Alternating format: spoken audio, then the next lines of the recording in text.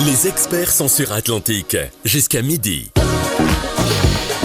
Eh bien, chers auditeurs, le mot est partout, toxique. Il circule vite, s'emploie large, parfois trop, dans l'entreprise, dans la famille, dans les relations ordinaires. Il sert souvent à désigner un malaise, sans toujours le comprendre. En psychologie, pourtant, rien n'est censé être simple. Il n'existe pas spécifiquement de personnalité qu'on va qualifier nommément de toxique au sens clinique strict, mais des fonctionnements, des traits, des modes relationnels répétitifs qui peuvent user, déstabiliser, voire abîmer durablement. Alors comment identifier sans nécessairement étiqueter ? Comment se protéger sans diaboliser ? Surtout comment agir intelligemment quand on ne peut ni fuir ni rompre, au travail par exemple, dans un collectif, dans une relation, dit-on contrainte. Nous en parlons ce matin de 10h à midi. Si vous avez des témoignages, des avis, des questions, c'est jusqu'à midi, je le disais, au 05 22 95 36 70 ou 80. Et nous sommes ce matin avec deux invités et eux. Nous sommes avec Ritsam Baraki, nous sommes avec Sarah Bakouk, vous êtes deux psychologues. Et ce matin, nous nous intéressons à un sujet, entre guillemets, une locution, un terme qui est dans la vie de tous les jours. Alors dès lors que quelque chose nous déplaît, on la qualifie de toxique. Dès lors qu'une personne a des attitudes qui nous dérangent ou qui créent en nous un malaise ou qui suscitent en nous l'envie d'y réagir, parfois négativement, on la qualifie de toxique. Au travail, certaines attitudes, certains mails, etc., on les qualifie de toxiques. Souvent, c'est effectivement un usage qui est rentré dans le langage ordinaire et souvent, quand on va s'adresser à des patients, peut-être, on entend ce type de qualification. Comment on les reçoit d'un point de vue strictement pas académique, mais comment on perçoit ce surgissement dans le langage du mot toxique et c'est son usage, entre guillemets, extrêmement fréquent dans la vie de tous les jours?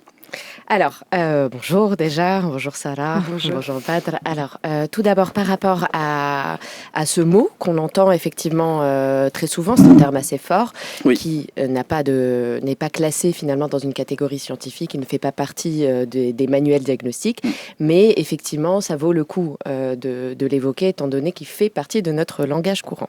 Et pour le définir, donc une personne toxique est une personne qui s'inscrit en tout cas dans un mode relationnel répété, c'est important de préciser que la bêtise insiste, dit-on. La bêtise insiste, elle n'est pas isolée, c'est pas un comportement isolé. Et ce mode relationnel-là, il est souvent marqué par une dévalorisation de l'autre pour se valoriser soi-même. Voilà, donc c'est ça la définition que l'on peut apporter à ce qu'est... Ah oui, c'est-à-dire plus nous aurons dans l'usage de la facilité à décrire les autres comme étant toxiques, plus on a l'envie de se mettre parmi les purs, parmi ceux qui ont des intentions, entre guillemets, qui seraient au-dessus de... Absolument, ça crée un effet de saillance qui finalement nous met, nous, en valeur par rapport à l'autre. Mais il est quand même important de préciser qu'il ne s'agit pas donc d'une personnalité dans sa constitution, d'une personnalité qui serait intrinsèquement toxique, mais bien d'une relation ou de comportement catégorisé comme toxique. Alors, Sarah Bakouk, comment tu appréhendes quand un patient évoque souvent des comportements toxiques, une personnalité toxique, ou dit subir, entre guillemets, la toxicité ambiante d'un environnement dans lequel il baignerait? Déjà, dans un premier temps, on va essayer de comprendre quelle est la vision du patient par rapport à cette toxicité-là, quelle est la difficulté pour lui de pouvoir confronter cette personne et dire finalement ce qu'elle pense à cette personne. Parce que tu sais, comme l'a expliqué Rita, c'est une dynamique qui se met en place. À partir du moment où il y a de la dynamique qui se met en place, c'est une relation qui va nous faire plus de mal que de bien. C'est une relation où finalement on va avoir un ensemble d'émotions négatives qui vont nous drainer émotionnellement. Tu vois, par exemple, exemple bateau, un parent qui culpabilise.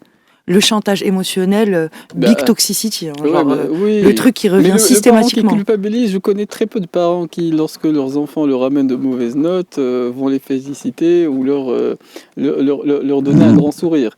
Mais la réalité, c'est-à-dire que si on vient d'un point de vue comportemental, avoir cette réponse à une mauvaise note qui est je vais te blâmer, je vais te faire culpabiliser parce que je t'ai payé les cours, je t'ai payé l'école, je t'ai instruit, j'ai investi pour toi et au final t'as une mauvaise note. Un investissement ruineux. Ouais, c'est ça. Et au final t'as une mauvaise note. Oui. Super, ça donne quoi? Est-ce qu'après l'enfant arrive à avoir une bonne note? Le truc, c'est de se questionner, de se dire quelle est la méthode pour accompagner l'enfant pour qu'il ait une meilleure note. Tu vois, c'est marrant. Cette phrase, à ce moment-là, ne sert à rien. Concrètement, tu vois, elle ne va pas aider à faire en sorte que ça aille mieux. Mais dans la relation parent-enfant, souvent, c'est le bâton. La réprobation ou le sentiment de vouloir provoquer chez l'autre la honte, c'est créer en lui un désagrément pour qu'il, la prochaine fois, il veuille éviter de... Ouais, mais il y a des bâtons plus toxiques que d'autres. Tu vois, il y a des bâtons qui sont... C'est-à-dire qu'il y a certaines relations parentales où, par exemple, si tu ne fais pas ce que je veux, donc... donc je ne t'aime plus ou donc tu n'es pas un bon enfant et donc l'amour est conditionné. Ah mais totalement. Oui, enfin dans beaucoup de cas, c'est hyper connu chez nous qu'un enfant il peut être hyper mehgour et du jour au lendemain il commence à travailler, il rentre de l'argent au sein du foyer, il participe aux frais du foyer comme par magie. C'est bon. Sa parole a de l'importance. On peut l'écouter. C'est totalement... Ça n'a aucun sens. Pourquoi on le respecterait plus maintenant qu'avant? Ça reste la même personne. Oui, on se dit... c'est quelqu'un qui est devenu capable de donner, c'est que quelque part il a franchi un palier. Oui, mais c'est qu'il y a une attente. Et c'est cela. Il y a une attente vis-à-vis de... Quelle attente? Oui, l'attente que la personne est fiable. Ou c'est entre guillemets, ça devient... Un chaînon sur lequel on peut désormais compter. Et c'est ça, effectivement, c'est qu'on attend le retour. On a fait un certain effort depuis que nous sommes impotents, nous sommes incapables pendant très très longtemps, durant notre vie. Effectivement, dans la famille, il y a quelquefois cette attente plus ou moins forte, quelquefois inexistante, mais rarement, mais plus ou moins forte, qu'il y aura un retour de l'effort que les parents investissent. Tu as investi sur un enfant. Ouais, voilà, tu as investi sur un enfant. Alors par rapport à cet exemple sur... Non, mais j'essaie de comprendre. mais effectivement, c'est ce qu'on observe. Mais inconsciemment, c'est le calcul qui est fait. C'est qu'il doit nous satisfaire. C'est pas un investissement. On a essayé de le satisfaire. Il doit, entre guillemets, faire un effort de son côté, souvent. C'est l'attente inconsciente. Pardon, j'aimerais rebondir sur cet exemple parce qu'effectivement, le parent donc qui reproche à son enfant en ayant recours à la culpabilisation est quelque chose qu'on peut étudier. La première chose, c'est que déjà l'investissement financier n'est pas nécessairement accessible en matière de compréhension et de cognition à un enfant de 8 ans par exemple. C'est-à-dire qu'il ne va pas comprendre l'ampleur et la teneur de l'investissement qui a été fait par ses parents, puisque jusqu'à preuve du contraire, cet enfant, alhamdoulilah, en tout cas dans notre pays, ça se raréfie de plus en plus à 8 ans. En heure de sommeil, lorsque... Oui, c'est vrai, c'est vrai. Et c'est une variable importante quand même, le sommeil qu'on investit dès la naissance du bébé. Ensuite, concernant la dimension toxique de ce comportement chez le parent, finalement, je reviens sur la dimension répétée. À partir du moment où ce reproche est répété, il devient toxique. Mais c'est horrible de dire à un enfant j'ai payé tant pour ton éducation. Absolument, mais il peut arriver qu'il y ait des dérapages et des bavures dans les propos. Oui, il n'a rien demandé. J'ai jamais voulu de toi. Sors torda, si tu fais pas ça, il y aura pas ça. Il y a beaucoup de phrases ultra toxiques qui reviennent dans les discours des patients. C'est quelque chose de très très récurrent. Oui, mais souvent l'enfer est pavé de bonnes intentions. On veut tellement faire le bien des personnes qu'on apprécie, effectivement, que quelque part on attend quelque chose en retour, et cette attente-là, elle n'est pas nécessairement consciente ni verbalisée. Nous allons continuer notre émission qui se poursuit, je le rappelle, jusqu'à midi. J'enjoins ceux qui ont des avis ou des questions ou des témoignages à faire entendre à nous contacter au 05 22 95 36 70 ou 80, mais ce sera après la respiration musicale. Et nous sommes ce matin avec deux psychologues, Rita Mbaraki, nous sommes avec Sarah Bakouk, et effectivement nous parlons des personnalités toxiques. Alors il y a des relations entre guillemets qui ont plus d'impact, qui sont plus présentes dans nos vies. Nous parlions effectivement des relations parents-enfants, et il faut bien commencer par le commencement, mais c'est vrai que tout souvent il y a ce prisme-là, cette optique-là. Un psychologue reçoit des enfants et reçoit aussi leurs parents quelquefois, ou des parents sans les enfants. Qu'est-ce qui peut être caractérisé comme étant toxique, puisque nous avons ouvert cette porte-là pour débuter notre émission? Sarah Moubaraki. Mis à part, effectivement, Mis à part les Tu as attentes. mixé nos deux. Ah oui. Non, c'est pas grave. Ouais, c'est vrai. On va dire un parent qui rabaisse. Exemple simple, Mm. il va regarder une compétition sportive de son enfant et il va Voilà. lui dire t'es trop lent, on dirait un escargot, ça n'a aucun sens. Donc il y a plein de choses comme ça qui peuvent se mettre en place, plein de réflexions, les comparaisons aussi. Regarde les autres, ils sont bien meilleurs que toi. T'aurais dû faire mieux que X. T'aurais dû faire. Il y a plein de choses comme ça. Rabaisser un enfant sur la répétition, c'est ultra toxique parce qu'après, ça n'aide pas l'enfant à se développer de la bonne manière. Parce que on n'apprend pas à faire mieux. On apprend à se comparer, à se rabaisser, alors qu'en réalité, on a tous des compétences et on doit aller en fonction de nos compétences et Oui. avancer à notre rythme. Oui. Après, effectivement, souvent, dans l'esprit de ceux qui vont nous écouter, on se dit, est-ce que la bienveillance, la gentillesse, est-ce que c'est le seul outil, entre guillemets, qui peut rendre meilleures les personnes qui nous entourent ? Est-ce que des fois, il n'y a pas un sursaut d'orgueil suite à une remarque un peu dure des parents qui éveillent, entre guillemets, des capacités insoupçonnées chez la personne qui va subir ce commentaire ? Alors, l'idée, c'est de se demander finalement, est-ce que, je pense que ta question, c'est est-ce que certaines critiques de ce type peuvent être constructives et aider l'enfant à s'améliorer. Je peux me faire des fois l'avocat du diable, mais, Oui, en tout cas, dans l'observation qu'on fait, dans la relation des enfants avec leurs parents ou parents-enfants, il n'y a pas que de la bienveillance dans ces relations-là. C'est pour ça, pour citer un auteur connu, Famille, je vous hais, parce que c'est en même temps, on reçoit beaucoup de ses parents, et en même temps, effectivement, il faut se délester ou se libérer d'un certain nombre de legs qui parfois est pesant durant une trajectoire de vie. Alors l'idée c'est vraiment de poser les choses dans un continuum, c'est-à-dire que certaines fortes dominantes peuvent être à la fois motivantes ou oppressantes. L'idée étant de savoir dans quelle intensité, quels sont les termes qui sont utilisés et surtout, et je reviens encore sur cette idée de répétition.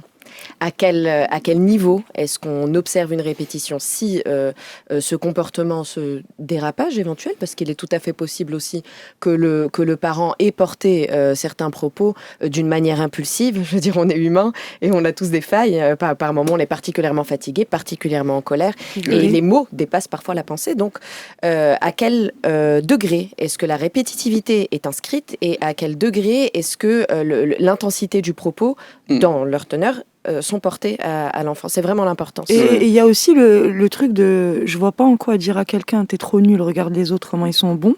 Ça peut aider quelqu'un à donner mieux. En fait, on peut se dire tu sais, tu pourrais essayer de mieux faire ce mouvement-là. T'as raté une passe à ce moment-là. Je sais pas, moi, je m'y connais pas en foot, mais en gros, on va devoir s'y connaître. Je sais pas. Il y a des choses que tu aurais pu mieux faire. Non, mais il y a des chemins lumineux. On peut, mais parfois effectivement, des fois, ça, c'est on prend les pénombres. T'es nul. Mais absolument. Mais effectivement, des fois, un commentaire négatif va provoquer un sursaut. Mais peut-être que tu n'aurais pas été réceptive. J'aurais identifié la toxicité immédiatement ou tu aurais rejeté la remarque. Mais souvent, on peut, jeune ou dans sa construction, au début à l'aube de la vie en général, un petit commentaire, on a ce sursaut d'orgueil. On se dit, oui, il en est capable, moi aussi. Si parfois, effectivement, la critique est vive, c'est que quelque part, il a quelques raisons d'espérer que je sois meilleur que la version que je présente à l'instant. Et c'est parfois le calcul qui se fait derrière. Et effectivement, l'intention n'est pas que mauvaise. Oui, je dis pas que alors attention, je dis pas que l'intention est mauvaise. Attention, c'est pas ce que je suis en train de dire. Je suis juste en train de dire que des fois la méthode qu'on utilise, elle est pas particulièrement bonne parce que elle peut avoir un impact par la suite qui est plus important que la situation X qu'on a gérée de cette manière-là. Moi, je dis pas qu'il y a un manuel qui nous dit voilà comment être un bon parent. Ce serait pratique. Ouais, ce serait ultra pratique. Et en plus de ça, les enfants divergent, les environnements, tout est différent. Donc à partir du moment où il y a plein de donnes qui divergent, on peut pas avoir une technique. Mais on peut se dire qu'il y a certains mots qui ont un poids et qui par la suite dans peuvent... leur boîte à outils, il y a le bâton, rarement la carotte, et effectivement, c'est le caractère répétitif qui donne une couleur générale. Alors nous, on gère aussi le temps. Il est 10h30, on va céder la parole à Karim Dodi qui va nous rejoindre dans quelques instants, et on reprendra la suite de notre émission des experts qui se poursuit traditionnellement jusqu'à midi. Et l'on reprend la suite de notre émission ce matin qu'on consacre à cette notion, parfois galvaudée de toxicité. Effectivement, on a évoqué les relations parents-enfants, mais souvent au travail où on rencontre parfois pas mal de monde, que ce soit des clients, mais que ce soit des collègues, parfois des personnes qui sont effectivement à des postes de responsabilité. On se dit souvent c'est une personnalité difficile. Autrement dit, il faut faire attention dans la relation qu'on peut avoir avec elle. Autrement dit, il faut marcher sur des œufs. Autrement dit, parfois, dans cette relation-là, elle peut très rapidement prendre des avis arrêtés sur tel ou tel, effectivement, et rejeter fortement ou réagir avec véhémence, dit-on. Alors, au travail, on se dit, effectivement, c'est la façon qu'on a de décrire un certain type de comportement toxique. Rita Al-Mobaraki. Alors, effectivement, les comportements toxiques, finalement, peut-être que certaines personnes peuvent se reconnaître à une période de leur vie. Peut-être avons-nous tous été le toxique de quelqu'un. Oui, non, mais souvent, c'est ce que on disait peut-être avant de débuter l'émission. Alors, quand on qualifie quelqu'un de toxique, c'est qu'on a fait sortir de la toxicité de lui, c'est qu'on a possiblement été identifié par lui comme étant toxique. Absolument. Mais certains, effectivement, sont prodigues. Alors, ils considèrent que tout leur entourage est toxique, ils se permettent aisément de faire ressortir d'eux quelquefois des sentiments qui ne sont pas très, très, très beaux à voir. Et ces personnes justement qui sont à l'origine de ces comportements ou de l'instauration de relations toxiques sont souvent des personnes qui ressentent de l'insécurité, des personnes qui finalement vont pour se protéger invalider les autres, pour punir, mettre les autres dans une posture où on garde le silence. Et toutes ces choses-là, quand elles sont répétées encore une fois, peuvent être à l'origine de comportements toxiques et instaurer une sorte de dysfonctionnalité relationnelle à l'intérieur de la relation avec les autres. Ouais. On donne un exemple concret. Tu as un manager, il a 4 personnes dans son équipe, d'accord ? Oui. Il a 3 personnes avec qui il agit normalement, ils ont des tâches, 8h, 18h, tout est OK. Et puis il y a un mouton noir. Et il y a le mouton noir. Avec le mouton noir, il a plus de travail que les autres. On rabaisse systématiquement son travail. J'appelle le pelé le galeux. Ouais, les autres, on les renforce, on reconnaît leur travail, on les motive, on les soutient dans ce qu'ils accomplissent, mais on a le dernier qu'on va systématiquement rabaisser, surcharger de travail, humilier, mettre dans cette position de tu es à part, et peut-être que c'est à cause de toi que tu es dans cette situation-là, parce qu'avec les autres, t'as vu, ça se passe bien. Oh my God, c'est vraiment un truc comme ça, et tous ces comportements-là, ils sont hyper perceptibles dans le monde du travail, on le voit assez souvent. Et il y a aussi la notion d'autorité. À partir du moment où je suis ton responsable hiérarchique, c'est comme si on lui donnait une carte autorité et tu avais le droit de faire de moi tout ce que tu veux. Ça légitime. Tout. Je suis ta marionnette. Non, mais certains ne sont pas très chanceux au tirage. Donc, oui. Dès lors que, mais quand j'ai les bonnes cartes, certains en font mauvais usage. Ça, moi, je le voyais en entreprise où tu as un manager qui n'a pas la posture du manager, qui n'a pas les compétences de manager, qui n'a pas la confiance d'un bon manager et ainsi de suite. On passe tout le volet, ce manager en question, mais qui se comporte avec ses équipes d'une manière où je suis le tyran, vous devez m'obéir, soyez à ma merci.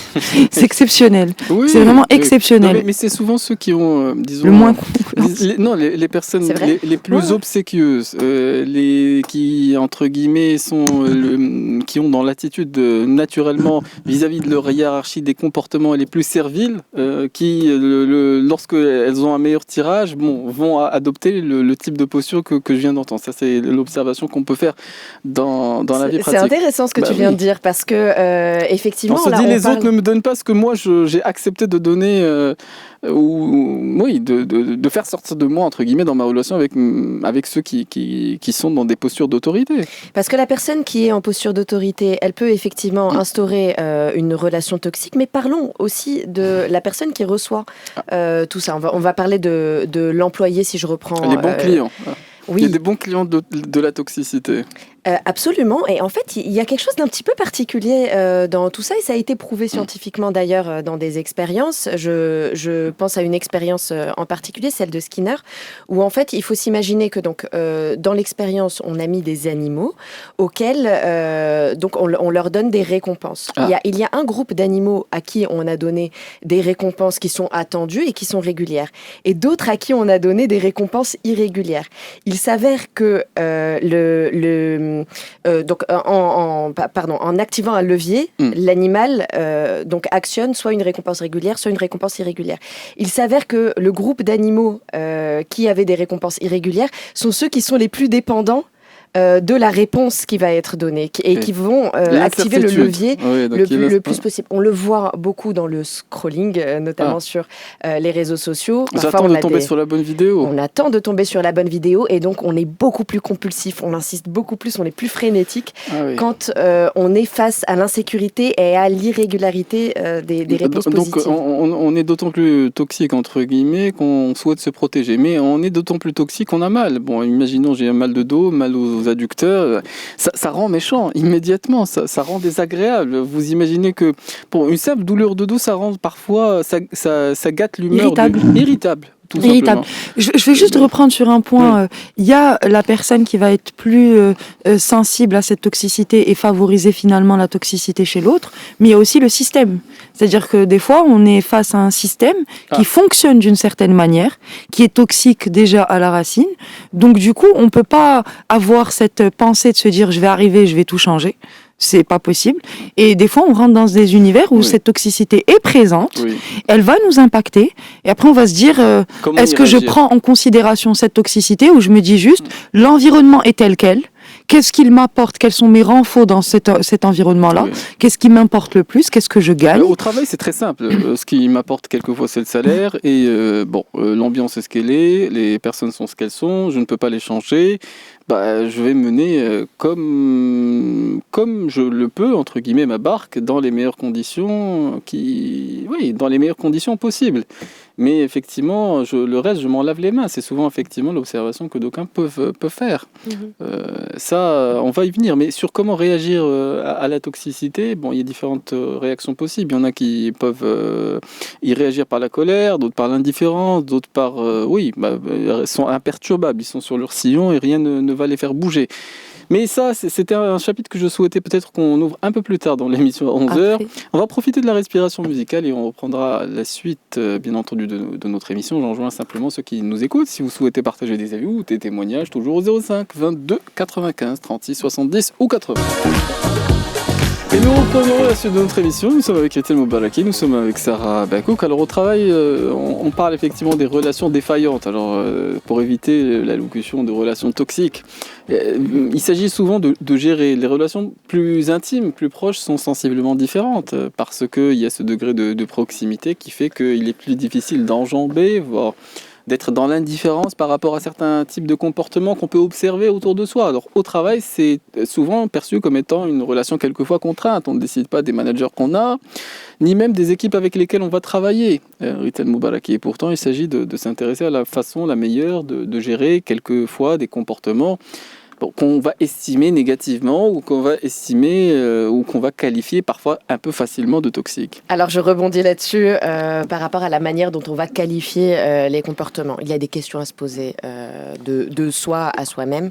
La première étant, est-ce que je pense être moi-même lors de cette conversation, lors de ces interactions avec cette personne?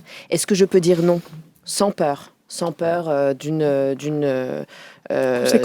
conséquence ou d'une surréaction de mon interlocuteur? comment est-ce que je me sens après les échanges ? C'est vraiment important de se poser la question de manière à pouvoir identifier ses émotions. Comment je me sens après les échanges, oui. De quoi ai-je peur ? De sa réaction, de la mienne, de ses cris. C'est vraiment important de manière qualitative, savoir ce qu'on ressent, de quoi on a peur et quelles sont nos limites dans ces interactions avec cette personne donnée.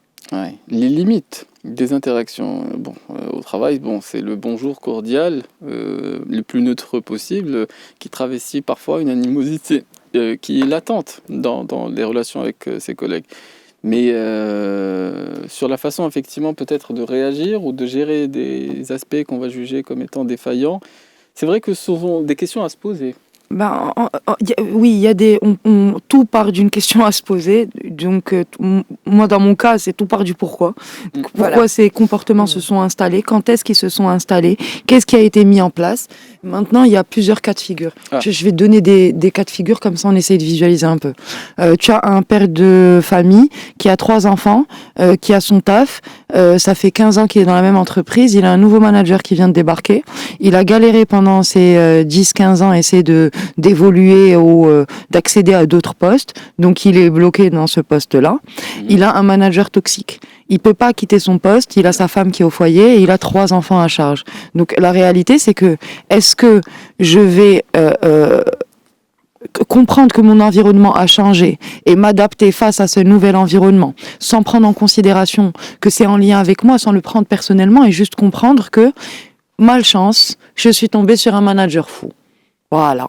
Et il se trouve que ce manager au-dessus de moi, il n'a pas les mêmes référentiels que moi, il est toxique, il a des comportements malsains, il met en place une certaine dynamique qui est malsaine, soit je peux pas changer cette situation maintenant. Donc soit j'accepte que cette situation est comme ça et je me dis comment ne pas être impacté par cette situation en me disant c'est lui qui a un problème, c'est pas moi. Moi ça fait 15 ans que je fais ce taf et je le fais bien. Je vais continuer à faire mon taf, à me concentrer sur ce que je dois faire. Je vais pas m'attendre à ce qu'il change du jour au lendemain. Je vais pas m'attendre à ce qu'il reconnaisse un jour mon travail. Je vais juste me dire qu'il est comme ça. Oui. Ça, c'est le premier cas de figure. T'as le second où t'es dans ton taf, tu kiffes ton boulot, mais t'as ton manager qui déconne et qui est un peu toxique, qui te traite d'une certaine manière, qui valorise ta collègue ou ton collègue, mais toi qui te rabaisse en permanence. Dans ce cas-là, on va se dire quelles sont les limites à mettre en place avec mon responsable pour pouvoir avoir une meilleure relation. Ça, encore une fois, c'est plus possible en fonction du poste qu'on occupe. C'est dégueulasse de dire ça, mais c'est une réalité. On ne peut pas tout se permettre en fonction du poste qu'on occupe. On ne peut pas tout se permettre en fonction de nos qualifications, le cadre dans lequel on a évolué, ainsi de suite. Donc du coup, tu as plus de crédibilité, de crédit à parler quand tu occupes un certain poste vis-à-vis de tes responsables en leur disant écoute frérot, je suis le seul à maîtriser ce domaine, s'il te plaît tu te calmes. Il y a que Sarah Bakou qui parle à ses responsables en leur disant écoute frérot. Non mais dans le sens où là je le dis maintenant tu vois, mais en réalité c'est que il y a certaines limites qui peuvent pas être dépassées dans un cadre professionnel où il y a certains comportements qu'on peut pas laisser passer. Et le troisième cas, il y a une possibilité de trouver une autre opportunité de travail. Dans ce cas-là, je me concentre pas sur ce qui se passe au taf et je me concentre sur la recherche d'emploi, les opportunités qui peuvent s'ouvrir à moi. Oui. Il y a certainement d'autres cas, attention. Mais après, effectivement, il y a la possibilité qui lorsqu'on subit effectivement un comportement défaillant, d'être soi-même tenté d'y réagir sur la même longueur d'onde. Et la tentation est souvent grande de réagir au vice par le vice. Et effectivement, c'est peut-être le travers qu'il s'agit de, pour soi-même, pour son hygiène personnelle. Perdre plus d'énergie. D'éviter. Non, c'est une énergie désagréable en soi, donc pour soi-même. Et si on a, disons, un certain intérêt pour son climat intérieur, il n'est pas interdit d'essayer d'éviter de vouloir répondre, parce que c'est ancré dans nos comportements. Alors, œil pour œil, dent pour dent. C'est quelque chose qui est presque instinctif. On a toujours envie de rendre l'appareil à celui qui va provoquer en nous, qui va avoir un certain type de comportement qui suscite en nous des réactions épidermiques. Après, je pense que c'est un exercice dangereux d'être dans le œil pour œil, dent pour dent, lorsqu'on est justement vulnérabilisé par les comportements toxiques d'une personne. Totalement. On prône dans Ah oui. une grande majorité des cas, le fait de réduire un maximum l'exposition à ces interactions qui sont délétères pour la personne, puisque de toute façon, on ne se reconstruit pas dans un lien qui nous abîme. C'est Au travail, c'est absolument parfois possible. la démission. Dans le couple, c'est quelquefois le divorce. Absolument, mais je pense qu'avant d'en arriver à quelque chose d'aussi tranché, dans la relation, on peut déjà essayer justement de s'isoler, de sorte à pouvoir se poser les questions qu'on a évoquées justement, des pourquoi, depuis quand, et de toutes ces questions-là. Je pense qu'on est beaucoup plus en mesure d'y répondre lorsqu'on essaie de réduire un maximum. Et c'est beaucoup plus l'exposition. facile de gérer effectivement la réponse à ce type de comportement au travail que dans sa vie familiale, parent-enfant ou Bien sûr. dans sa vie conjugale. Tout dépend des gens. Après, Après, tout la dépend- tout dimension dépend- émotionnelle, elle est quand même mais- un petit peu plus forte dans ce qui Bah, est... Voilà. Si je n'ai que mon travail dans ma vie, bah, tu as raison. Oui, absolument. Tout est c'est-à-dire, relatif. ça dépend des gens, c'est-à-dire que Ça ça dépend. dépend de où tu Alors, positionnes, quelle est ta priorité, oui. comment tu vois les choses. Modulo, ça dépend, parce que ça dépend toujours. Ça dépend. Ça dépend toujours des perceptions. Oui. Ouais, et si on parle de la toxicité, moi je veux juste dire un truc. Moi j'aime bien la notion de. J'aime pas quitter un environnement toxique alors qu'il nous impacte. J'aime bien le quitter une fois qu'il ne nous impacte C'est- plus. Parce Ah, C'est que l'idéal. du coup, on a appris à gérer ce genre de situation et c'est un apprentissage que. C'est ce que tu Entre dis, guillemets, je souhaite tes à tout le monde. patients. Oui, Je- tu dis à je- tes patients avant de démissionner, bon, apprenez à Oui, oui, encaisser. je te jure, c'est vrai. Ah oui. Bah oui, parce que la réalité, c'est qu'on peut pas.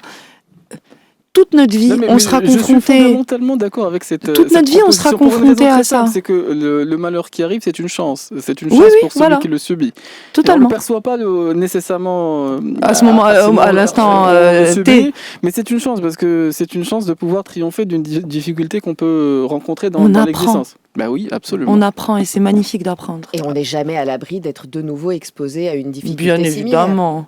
Donc, Enfin, Ça, c'est la phrase. Ah, l'intonalité. bah, Bah, il n'y a que- tout le temps. Non, Enfin, mais fort heureusement, la vie ne consiste pas à passer d'un obstacle et d'un malheur à l'autre. ah mais attends, après on est bien plus préparé. Absolument. C'est pas du tout la même chose. Après on les remarque plus facilement. On se dit ah tiens. Là, je vois un truc qui va pas, ça ne me concerne pas, c'est cette personne qui fonctionne comme ça. Du coup, on prend beaucoup plus de recul par rapport à certains comportements qu'on peut rencontrer. Et c'est pour ça que c'est bien. Dans ce malheur, il y a beaucoup de bonnes Ah oui, choses. à toute chose, malheur est bon. Et, Ouais, ça, et ouais. ça renforce la perception de ce qui nous appartient et de ce qui nous appartient pas finalement. Et aussi, on peut se prouver à soi-même, en matière d'estime de soi, c'est quand même important, se prouver à soi-même. J'ai déjà fait ça. Je suis capable de. Pourquoi j'y d'enjamber arriverai pas cette fois-ci, situation. en fait Bien sûr. Oui, bien entendu, c'est toujours, disons, une perception positive de soi-même que de constater que ça ne m'atteint plus. Et j'en suis capable. Et je me le suis prouvé dans le passé d'ailleurs. Absolument. Et ce qu'on remarque aussi, ce sont les collègues qui s'apprêtent à nous rejoindre pour nous présenter les actualités 11h, ou précisément il est 11h presque 59. Mourad Baba va nous présenter les actualités en langue arabe. Ça me permet de rappeler à tous ceux qui nous écoutent que nous restons jusqu'à midi joignables par rapport à notre thématique du jour. Vous pouvez nous contacter au standard au 05 22 95 36 70 ou 80, mais on reprendra l'émission après les actualités qui nous seront présentées dans quelques instants. Et nous reprenons notre émission des experts ce matin. Je présente à nouveau les invités et eux, pour ceux qui se joignent à l'émission. Nous parlons de la toxicité, nous sommes avec des psychologues qui par définition sont quelquefois réticentes à l'idée d'utiliser ou de constater l'usage excessif de ce terme. Nous sommes avec Ritel Moubaraki, nous sommes avec Sarah Bakouk et la toxicité on peut la constater au travail, dans ses relations familiales les plus proches et quelquefois dans le couple. Ritel Moubaraki. Alors effectivement, dans le couple, étant donné qu'on s'inscrit dans une relation, dans une interaction relationnelle, effectivement, on peut observer des comportements, des dynamiques toxiques à l'intérieur du couple. Et en fait, elles se traduisent par différentes choses, notamment la dévalorisation, la culpabilisation, la victimisation de la personne qui met en place cette dynamique toxique, au lieu d'être dans une dynamique plutôt apaisante, c'est ce qu'on pourrait attendre d'une relation de couple, apaisante et rassurante, eh bien, la personne qui développe des comportements toxiques va avoir des comportements donc culpabilisants, répétés, des comportements dévalorisants dans le but de se valoriser soi-même. Oui, ou dans le but d'influencer, entre guillemets, en fouettant par le langage, j'essaie de faire prendre des chemins et pas d'autres à celui avec lequel je partage un chemin de vie. Il y a aussi tout ce qui est souffler du chaud-froid, je suis gentil mais je suis méchant, des fois je suis gentil quand je vois que tu te détaches un peu. Après, c'est-à-dire que je reste en permanence en train de te faire chanter émotionnellement, tu sais jamais ce que je ressens exactement. Tu sais, l'histoire de on est en couple depuis 1 an, mais on n'a jamais été en couple, toi et moi. Mais il n'y a jamais rien eu. Nous, on se parle, on se fréquente. Mais le fameux gaslighting. Oui, c'est magnifique. Il y a la jalousie excessive. Il y a le contrôle excessif. Parce que ce sont des choses qui, à partir du moment où on décide d'être ensemble, toi et moi, techniquement, on doit être dans de la confiance. Oui. Donc, est-ce qu'on a besoin de devoir contrôler notre partenaire surtout ? Est-ce que il y a une phrase qui, moi, me... Il y a des personnes addictes, non pas leur téléphone, mais au téléphone de leur partenaire. Donc, c'est compliqué, ça. Non, j'ai juste vérifié. Allez, jette-les là. Je voulais voir quelques petits messages pour voir que tout va bien. Il y a une phrase qui, moi, me perturbe beaucoup. C'est la phrase de « Mais c'est à cause de toi si j'ai fait ça ». Ça, pour moi, c'est le summum de la toxicité. Si j'ai crié, c'est à cause de toi. Si je t'ai frappé, c'est à cause de toi. Si j'ai été violent, c'est à cause de toi. C'est parce que tu as provoqué ce comportement en moi. Oui, mais ça revient à ce qu'on disait tout à l'heure. Je vais observer quelque chose, un comportement qui me déplaît. Je vais le déplaisir que je ressens, je vais vouloir le rendre à celui qui me l'a provoqué. Et c'est cette mécanique. Alors, on peut soi-même se dire, bon, je vais essayer d'en parler tranquillement pour essayer de faire en sorte que ce déplaisir, je puisse l'éviter et que la personne puisse me l'éviter. Ou je peux me dire, je vais le renvoyer, comme ça elle apprendra la leçon, ou il apprendra la leçon. Je crois qu'il y a un truc que j'ai pas spécifié. C'est, je te donne une situation pour qu'on puisse plus visualiser. Toi et moi, on est mariés. Tu me dis, fais ça comme ça. Je réponds. Je te dis non, je vais pas le faire comme ça. Je préfère le faire comme ça. Dans ta conception, c'est une provocation. Ah, d'accord. Ouais. Pourquoi? D'ailleurs, peux-tu vraiment répondre ça, puisque tu es probablement, tu marches sur des œufs. Oui, bien sûr. Moi, j'ai donné une situation juste pour montrer un petit peu. La difficulté, c'est qu'on ne vit toujours que dans sa conception. Et dans la conception majoritaire qu'on a pu observer dans son environnement familial. C'est pour ça que des fois, dès que la famille, etc., quand ça rentre en jeu, c'est souvent le choc. Le choc de ce qu'on considère comme étant la normalité, soi-même, par rapport à ses valeurs et les différences qu'on observe quand on choisit un partenaire qui a peut-être grandi dans un référentiel qui est très différent. Oui, mais il y a certains trucs où des fois, après, ça peut pas bouger. Par exemple, tu me trompes et tu me dis oui, c'est parce que tu n'as pas été assez bien, assez X, c'est pour ça que je t'ai trompé. Il y a un problème. On est clairement, il y a des choses aussi qu'on peut pas. Il y a référentiel, oui, mais il y a exagération. Non, mais j'ai retenu aussi le contrôle exagéré. C'est qu'il y a un contrôle modéré ou acceptable. Rital Moubaraki. Alors, un contrôle exagéré ou acceptable, mais aussi une difficulté à reconnaître sa propre responsabilité dans les situations. C'est-à-dire qu'il faut quand même reconnaître lorsqu'on a tort, et la personne qui met en place une dynamique toxique a beaucoup de mal à reconnaître ses torts, ni même à identifier l'aspect délétère de ses comportements. Oui, mais qui veut, entre guillemets, observer qu'il a suivi soi-même, avec lui-même, un mauvais penchant, bien qu'il ait été initié par l'autre. À supposer qu'il ait été initié par l'autre, parce que on peut avoir une conception très particulière pour ne pas dire à côté de la plaque. Donc, il n'est pas interdit d'interpréter effectivement comme étant une agression, ce qui n'a été qu'une remarque anodine. Oui, bien sûr, mais je veux rebondir sur le truc dont tu parlais de contrôle exagéré, contrôle non exagéré. Non, mais c'était le sous-texte. Non, tu as raison. Non, tu as hyper raison. En gros, si tu veux un contrôle entre guillemets exagéré, ça va être à chaque fois que tu arrives dans un endroit, tu m'envoies une photo de l'endroit où tu es. À chaque fois que tu dois sortir, tu m'envoies une photo de la tenue que tu portes. À chaque fois que tu dois, je sais pas moi, rencontrer quelqu'un, j'ai besoin de connaître ton itinéraire de A à Z. J'ai ta localisation en direct systématiquement. Ça s'appelle un téléphone portable. Non, mais tu comprends, c'est-à-dire qu'il y a certains comportements dans les groupes. Il y a des applications qui sont parfois téléchargées quand même. Ah oui, non mais... Cachées derrière des calculettes. J'ai compris ces systèmes d'applications cachées dernièrement. Oui, mais c'est intéressant en matière de contrôle. Absolument. Même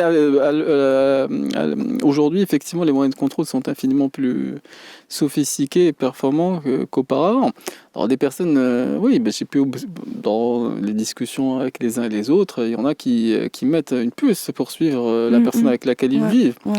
Bon, quelquefois, c'était probant parce que le soupçon c'est vérifié absolument bien fondé. Non, je veux bien que tu vérifies un soupçon. Qui m'est venu spontanément à l'esprit. Donc, là, ouais, ça c'est une situation particulière, mais si tu prends un couple lambda agir avec autant de contrôle, autant de jalousie, autant c'est qui te téléphone, pourquoi Hadi, pourquoi, ça c'est un peu trop quand même. On rentre dans quelque chose de toxique. Et avec toujours c'est à cause de toi. Oui, c'est vrai que c'est une combinaison, entre guillemets, très désagréable quelquefois à subir dans sa vie de tous les jours. Il est 11h17, on va profiter de la respiration musicale à nouveau et on reprendra la suite de notre émission des experts. Et nous reprenons la suite de notre émission des experts ce matin, qu'on consacre à cette notion qu'on observe quelquefois au travail, dans la vie conjugale et quelquefois... Oui, dans les relations familiales, proches ou lointaines, on constate de la toxicité ou ce qu'on qualifie comme tel. Et de ce point de vue, il y a, entre guillemets, disons, des comportements ou des caractères, dit-on, ou des profils suspicieux. Je vais le formuler de cette façon-là. On dit il y a ceux qui ont tendance à se percevoir excessivement comme étant une victime, il y a ceux qui ont tendance à se concevoir comme étant rapidement ou très facilement le sauveur de leur entourage, qui veulent vivre et agir à leur place pour leur montrer ou être les guides et leur montrer ce qu'il faut faire, quand le faire et la manière avec laquelle il faut le faire. Et puis il y a les persécuteurs, entre guillemets, qui trouvent leurs victimes. Et ce sont des tandems qui, parfois, font un très très bon bout de chemin ensemble. Sarah Bakouk. Je vois que c'est évocateur. Quand quelqu'un opine du chef, je vois qu'il a peut-être, dans les profils qu'il a pu observer dans sa vie, effectivement, il y en a qui... Après, c'est des reproductions de certaines choses. Tu sais, on peut pas... Moi, j'aime pas blâmer les gens par rapport à ce type de choix de profil, tu vois. C'est-à-dire que des fois, on voit certaines choses, on est attiré. Mais au vu de notre histoire de vie, au vu de notre expérience, au vu des choses que l'on a connues, en fait, même si c'est souffrance, cette souffrance, elle est quand même plus rassurante qu'une joie que l'on ne connaît pas, en fait, et qu'on n'a pas su connaître ou aimer, parce ou que apprécier. Cette souffrance, on a au moins le mérite de la connaître. De la connaître. Tu sais où tu vas. Ah oui, c'est chez nous. Oui, c'est chez nous. Là, c'est chez nous. Les terres de l'ombre, c'est chez nous. C'est ça, c'est exactement ça. C'est effectivement ce qu'on peut... Oui. Mais c'est pour ça qu'on dit qu'il y a des tandems qui fonctionnent, dans le sens des personnes, entre guillemets, qui trouvent effectivement, disons, les personnes qui vont leur permettre d'occuper cet espace. Un persécuteur se met souvent avec une victime ou inversement. Et ça... Alors, je vais mettre un tout petit peu de nuance sur le mot de persécuteur, puisque le persécuteur en soi, qu'on voit de manière contextuelle, comme étant un persécuteur, ne l'est peut-être pas, ne le sera peut-être pas dans 3 mois, et ne l'est peut-être pas avec tout le monde d'ailleurs. Ah oui. Je pense que, encore une fois, il s'agit d'une relation qui est instaurée comme toxique et peut-être juste sur une période donnée.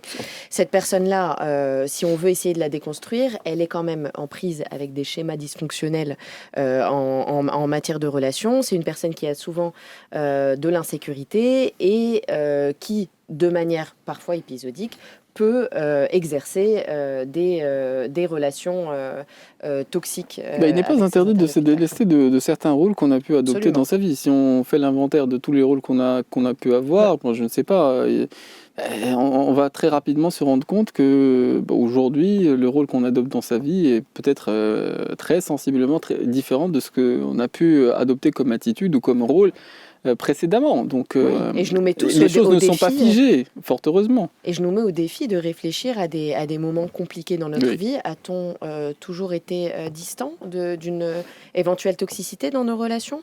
On l'a probablement été. On a probablement été assez insécure dans notre manière de gérer les choses. Peut-être avons-nous été contrôlants dans le passé. Donc, il est vraiment important de garder en tête ce continuum-là et de bien se dire qu'effectivement, on n'est pas toxique ou méchant par essence, mais on l'est dans certaines dispositions et dans certains contextes. C'est à questionner. C'est ça, pourquoi j'ai fait ça à tel moment, qu'est-ce qui a initié tel type de comportement, comment je pourrais faire pour fonctionner autrement. Oui, mais personne n'est à blâmer dans cette histoire.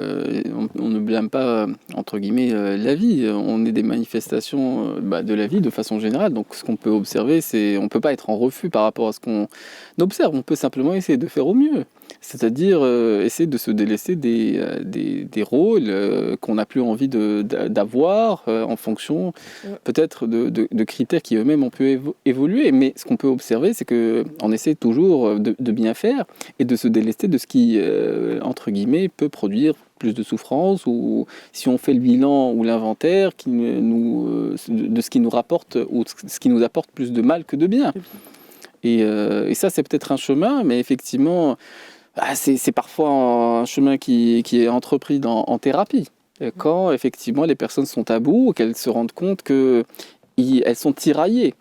Quand, effectivement, la situation est perçue comme étant difficile à accepter, en même temps, il est très difficile de s'en détacher de soi-même. Et on cherche parfois l'appui, le secours ou le regard observateur ou lucide de quelqu'un qui peut nous aider, entre guillemets, sur ce chemin-là.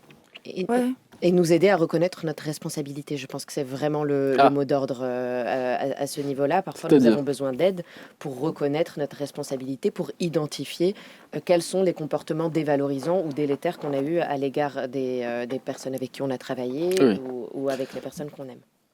C'est un exercice entre guillemets très chrétien. Ça s'appelle la confession en général. Mais sans s'autoflageller, bien sûr. Les gens ne se disent pas on a péché. Ils se le disent en secret. Mais pour autant, on veut tous bien faire, ça, Habakkuk.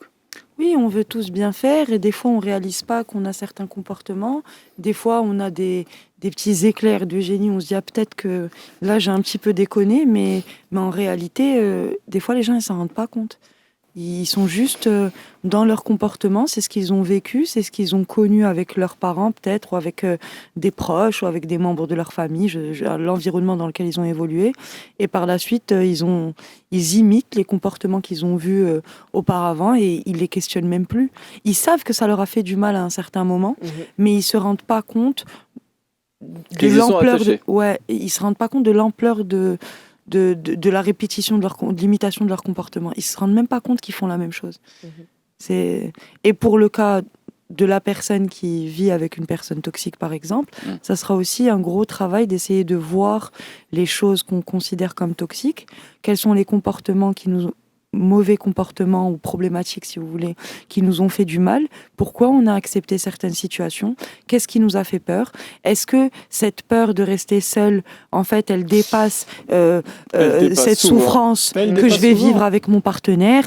Est-ce que cette crainte de... Je sais pas moi, il y a tellement de choses qui peuvent faire peur aux gens et qui peuvent influer finalement sur leur prise de décision parce que ta peur, elle te freine. Oui, mais qu'est-ce qu'on cherche lorsqu'on s'adresse à quelqu'un qui va peut-être nous mettre en face une réalité qu'on n'a pas nécessairement envie de voir dans sa clarté?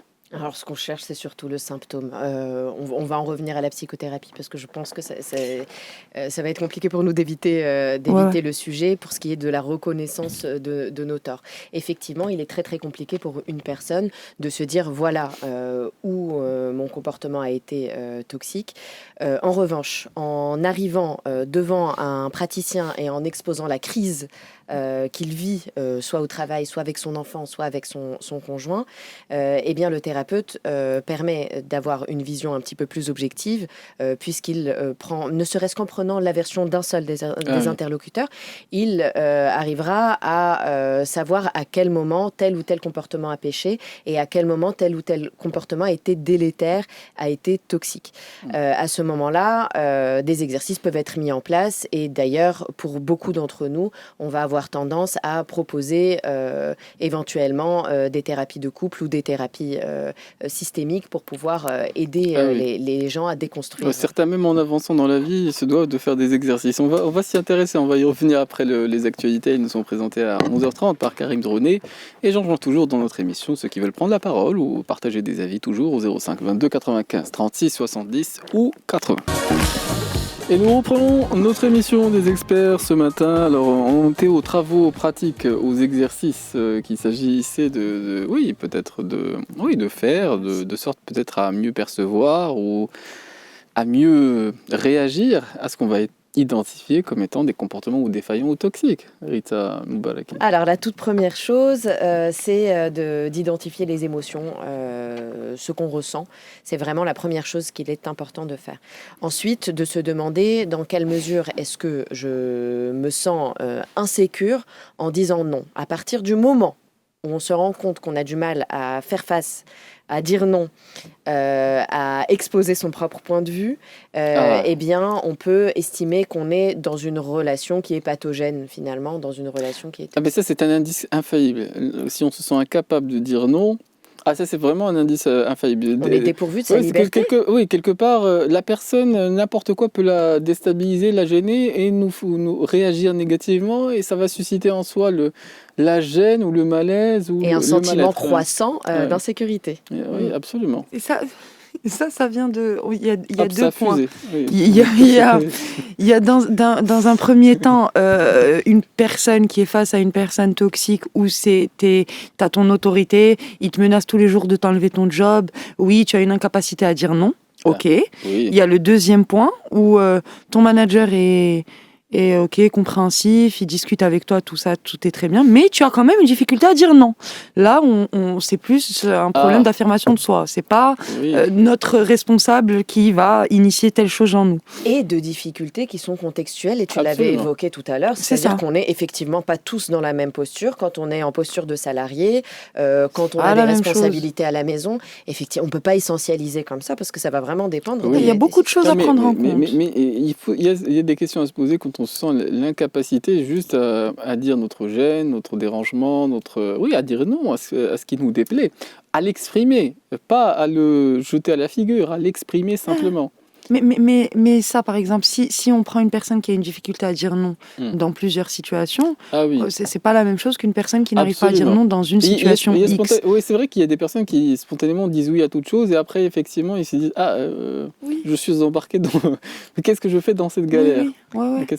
Et alors, lorsqu'on prend cette personne qui va avoir du mal à dire non dans quasiment toutes les situations, dans tous les contextes, on ne va pas pouvoir nécessairement pointer du doigt un interlocuteur toxique, puisque ce comportement est généralisé, il est inféré à beaucoup trop de situations. Dans ce cas de figure-là, on pourrait se dire que la personne dont on est en train de parler a une désirabilité sociale particulière, c'est-à-dire qu'elle veut se rendre désirable socialement. People pleasure. Si on le traduit. Ouais, c'est ce qu'ils utilisent en ce moment, le people pleasure. Ou qui a peur de la friction que ça peut susciter en l'autre et spontanément, elle peut se dire... au lieu de faire face aux obstacles, est-ce que je suis véritablement dérangé à être ici ou là ? Certains ne sont dérangés de rien, parce qu'effectivement, peut-être qu'ils ont vécu une intensité de malheur tellement élevée que tout leur paraît dérisoire. Bon, c'est vrai que là, je pense encore une fois, ou de recul, dit-on, mais je pense encore une fois à quelques profils spécifiques qui restent imperturbables et dans leur sillon. Mais certains, effectivement, le plus délicat, c'est d'être dans l'incapacité de dire non, ou de dire oui extrêmement souvent, mais d'éprouver beaucoup de déplaisir in fine à se retrouver dans la situation. Exactement, c'est le quand point. Même autre chose. Parce que la balance bénéfice-risque dans cette situation-là, elle est importante. C'est-à-dire qu'effectivement, dire non n'est pas une réponse économique. Dire non, ça demande probablement de la justification, ça demande énormément de choses et cet Oui, investissement d'énergie. Oui. cérébral, on n'a pas toujours envie de Dans le la mettre en conception place. des gens. Dans la conception C'est-à-dire des gens, qu'on considère que si je te dis non, pour X ou Y raison, je dois me justifier ce qui n'est auprès pas, de toi oui, ce qui n'est pas de obligatoire. pourquoi je t'ai dit non pour ce truc-là. Bah non, j'ai Oui. pas envie de le faire, j'ai pas envie. C'est une raison, j'ai pas envie. Ouais. Mais c'est vrai. Mais ça, Oui. c'est très compliqué Non, mais pour il est nous. très difficile Encore une fois, d'embarquer, Dans notre culture, société, oui. Société, ça, bah, éducation qui impacte de ouf oui. dans ce Alors, sens-là. comme les exercices, c'était au pluriel, moi, je déjà identifié ou peut-être répondre à cette question-là, quand on a des difficultés vis-à-vis d'une personne spécifique, à exprimer simplement, s'exprimer, imaginer qu'elle puisse ressentir du déplaisir ou un désagrément à la simple idée qu'on puisse ne pas être d'accord ou à la simple idée qu'on puisse ne pas vouloir ce qu'elle désire. C'est un, on dit, un signal d'alerte, un red flag ou... Oui, c'est un signal d'alerte, Oui. absolument, et c'est important de l'observer en tant que tel. À partir de ce moment-là, donc, on en parlait tout à l'heure, identifier ses émotions, c'est important. Derrière, on conseille aussi souvent comme je l'évoquais tout à l'heure, de s'exposer un minimum au conflit avec la personne, le temps de pouvoir travailler sur l'ensemble de ces patterns. Et Sarah l'évoquait tout à l'heure. Ensuite, ce qu'il y a de plus intéressant avant de s'isoler complètement de cette relation, c'est de pouvoir savoir travailler, apprendre de sorte à pouvoir faire face pour les prochaines fois. Alors apprendre, ça se fait de différentes manières et notamment en proposant des exercices. Et je veux juste dire un truc, il y a la répétition. On pense que faire un exercice suffit. Mais en réalité, genre au même titre qu'on s'est cassé la gueule plein de fois pour apprendre à marcher, bah en fait c'est la même chose quand on fait une thérapie, c'est on se confronte à beaucoup de situations jusqu'à temps qu'on arrive à généraliser finalement cette compétence X qui est exprimer mon besoin. Donc je vais exprimer mon besoin avec Badr, je vais exprimer mon besoin avec Rita, je vais le réexprimer avec Badr, je vais l'exprimer avec mon responsable, je vais exprimer avec mon mari, je vais exprimer avec tout le monde. Et oui, graduellement, bien évidemment, on commence pas par le stade qui nous fait le plus peur, on commence par des petites choses et au fur et à mesure on se dit oh, j'ai réussi à le faire, donc pourquoi j'y arriverai pas pour la prochaine? Oui, donc par gradation aussi. Oui, très Alors, important. Il faut un peu d'imagination pour suggérer des mises en situation aux patients. Ben, certains n'en manquent pas, manifestement. Non, pas du tout. En fait, tu te sers du discours du patient. De ce qui existe déjà. Et tu prends le matériel présent et en fonction du matériel présent, tu bosses. J'avais une patiente une fois qui vient pour un problème d'affirmation de soi et difficulté à gérer sa responsable, à parler de ses besoins, évolution et ainsi de suite. Et il se trouve que elle avait du personnel qui était difficile à gérer. Elle n'arrivait pas à exprimer son besoin non plus auprès de son personnel et lui demander certaines choses à faire. On a travaillé qu'avec le personnel. On n'a même pas eu besoin de travailler sur la responsable parce que, en fait, elle a compris. C'est-à-dire, vous êtes payé pour faire ces tâches, je les fais à votre place, faites-les. Non, pas comme ça. Mais non. Non, je te donne un exemple. Bon. Je te demande, s'il te plaît, de t'occuper de cette partie de la maison. Je voudrais que tu ranges ça comme ça. Je voudrais que tu plies ça comme ça. Je voudrais que tu fasses telle chose. Oui, mais si ça te dérange, fais-le. Moi, la personne en général, avec lesquelles chacun a ses critères. J'ai dit personne. Oui. Je l'aurais dit. tu comprends. Donc à partir du moment où tu arrives à t'affirmer dans ce type de situation, arriver à la responsable, en fait, elle avait compris comment fonctionnait le mécanisme et elle avait généralisé spontanément. Ça s'était fait tout seul. C'était juste comprendre comment ça fonctionne. Parce qu'il faut comprendre que n'importe quel comportement qu'on a envie d'avoir et qu'on ne fait pas, c'est qu'il y a quelque chose qui nous bloque. Donc on doit questionner. Il grandit dans l'ombre. Si on a envie de faire quelque chose et qu'on ne le fait pas, on a l'impression d'être injuste vis-à-vis de soi-même. Mais et ça rend méchant.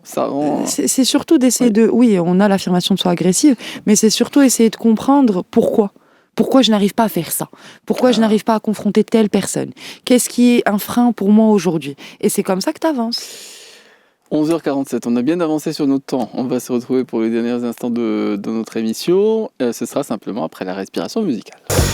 Et nous reprenons la suite de notre émission des experts ce matin. Alors, nous en étions aux travaux pratiques. Rita Moubaraki en faisait quelques suggestions, entre guillemets, pour apprendre à gérer les relations qu'on va parfois exagérément qualifier de toxiques. Rita Moubaraki. Alors, sur cet apprentissage, quels sont les autres types d'exercices auxquels il s'agit peut-être d'ouvrir l'esprit par rapport à ceux qui vivent ces tristes réalités-là? Moi, j'ai une petite idée. Excuse-moi si je peux te prendre la parole. Nickel. Bien sûr. Moi, j'ai une petite idée. Par exemple, je suis un peu toxique au niveau de ma relation. Je suis un peu trop jalouse. D'accord ? Donc, j'ai tendance à rentrer sur l'Insta de mon mari et de vérifier tous les nouveaux followers. On en apprend tous les jours. 2 fois par jour, je vérifie tous les nouveaux followers pour voir s'il y a une fille qui s'est glissée là-dedans. L'exercice va être, on va diminuer cette histoire et on va essayer de ne plus avoir à vérifier et de se dire qu'on fait confiance au téléphone au contrôle, la surveillance. Et on va se dire, viens, on essaye de faire autrement et de se dire, j'essaye de ne plus vérifier et de juste faire confiance à la personne avec laquelle je suis et de me dire, quel que soit l'aboutissement ou la possible finalité de cette relation, je ne peux pas m'impacter et vivre avec cette crainte en permanence et être régie par cette crainte. Donc on va gérer ça comme ça. Pour je sais pas moi, pour de la jalousie, on va fonctionner de la même manière. Éviter apprendre à gérer ses pensées, éviter de faire certaines remarques, accepter certaines situations, faire confiance à l'autre. Oui, ça se décide. Oui, parce qu'en réalité, c'est-à-dire que ta jalousie... Il faut observer qu'on n'a pas plus envie de vivre avec l'idée que la personne puisse du jour au lendemain nous quitter pour une autre. Attends, mais c'est vivre avec une crainte. Oui. Le patient, quand il arrive, il ne vient pas nécessairement en exposant cette crainte d'une manière aussi clairvoyante. Il arrive avec des symptômes. J'ai du mal à dormir, j'ai du mal à m'alimenter en ce moment, j'ai des ruminations mentales qui sont excessives et qui sont invalidantes au quotidien. Et dans ce contexte-là, c'est là que le thérapeute remarque effectivement, il remonte effectivement cette difficulté. Ensuite, il y a des exercices qui sont assez concrets. Je reprends ce que vient de dire Sarah, en proposant quelque chose qu'il est possible de mettre en place rapidement. On prend un bout de papier, on fait un petit cercle et un grand cercle et on se rend compte de qu'est-ce qui fait partie de mon contrôle, qu'est-ce que je contrôle, qu'est-ce qui fait partie des facteurs internes et qu'est-ce que je ne contrôle pas. Mais ça, et je peux vous assurer que c'est dans le grand cercle. C'est dans le grand cercle que se trouvent les choses qu'on ne contrôle pas. Donc c'est important quand même de pouvoir les identifier pour pouvoir lâcher prise. Oui, c'est ça. Et apprendre petit à petit, en fonction des situations, à lâcher prise. Je reviens à mon grand cercle. Ce sont des choses que je ne peux pas contrôler. Admettons, cette réalité vient à arriver, c'est une réalité, Zema. On ne peut pas bloquer les choses. Et j'avancerai et je me reconstruirai et j'irai mieux par la suite. Mais on ne peut pas rester figé parce qu'on a une crainte et rester surtout bloqué sur des comportements, entre guillemets, toxiques, pas malsains. En matière de climat, s'il y a des tempêtes tous les jours, je peux me dire que c'est le bon vouloir divin ou l'ordre cosmique ou que sais-je encore. Je n'ai pas d'impact là-dessus. Mais si la personne avec laquelle je vis, c'est la tempête tous les jours, je peux bien espérer quelquefois vivre avec la perspective qu'il y ait des éclaircies et un peu de tempérance. Et pourquoi tu es avec la tempête tous les jours ? Non, mais je dis, les personnes qui... Je pense qu'il utilisait une analogie météorologique. Mais admettons... C'est un jeu impersonnel. Mais chacun essaie, entre guillemets, de faire en sorte qu'il fasse plus beau à l'intérieur de lui tous les jours. Ça s'appelle la quête permanente du mieux-être, dit-on, du bonheur. Et c'est vrai qu'il y a des environnements qui sont plus agréables que d'autres. Et effectivement, si on considère très rapidement que ça ne dépend pas de moi, l'humeur de l'autre, etc., je peux être tenté d'accepter très rapidement, sur la durée, des comportements qui sont intolérables. À un certain degré. À un certain degré. Alors, ce qui est intolérable, c'est les retards, et on va rendre l'antenne, puisque c'est déjà fini. C'est Atlantique Midi qui va débuter, et on va saluer, bien entendu, nos deux invités, qu'on remercie pour leur présence. Merci. Et on se donne rendez-vous lundi pour d'autres thématiques des experts. Les experts sont sur Atlantique, jusqu'à midi.